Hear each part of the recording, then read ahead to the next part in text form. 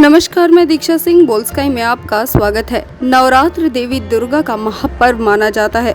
नवरात्र के 9 दिन इनके अलग अलग स्वरूपों की पूजा की जाती है। इसके साथ ही सबसे पहले दिन लोग घरों में कलश स्थापना करते हैं, जिसका अष्टमी व नवमी को विसर्जन किया जाता है।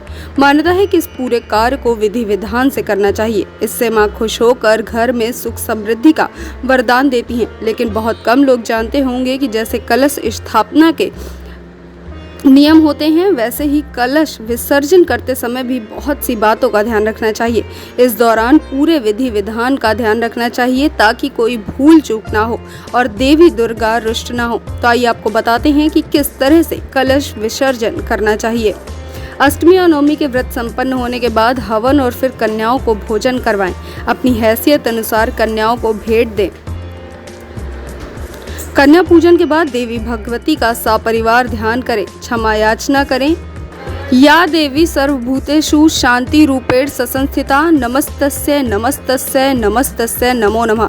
इस मंत्र का लगातार 11 बार जाप करें। इसके बाद कलश विसर्जन के लिए ऐं ह्रीं क्लीं चामुंडाय विच्चे का जाप करें। ध्यान रहे कि कलश को उठाते हुए इस मंत्र को जप करते रहें। नारियल को अपने माथे पर लगाएं और नारियल चुनरी आदि अपनी माँ, पत्नी, बहन की गोद में रखें। इसके बाद कलश लेकर आम के पत्तों से कलश के जल को अपने घर के चारों कोनों पर छिड़कें।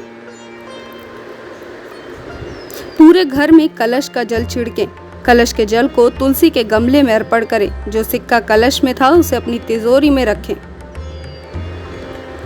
कलश और अखंड ज्योत के दीपक पर बंधे कलावे को अपने हाथ या बाजू पर बांध सकते हैं और गले में पहन सकते हैं। यह देवी का सिद्ध रक्षा कवच कहलाता है, जो हर मुसीबत से रक्षा करता है।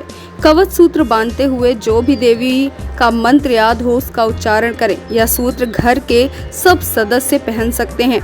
इस तरह नवरात्र व्रत का पारायण संपन्न होता है। अष्टमी और नवमी से व्रत का पारायण करने वाले इस विधि से कलश विसर्जन करेंगे तो उसका लाभ आपको प्राप्त होगा।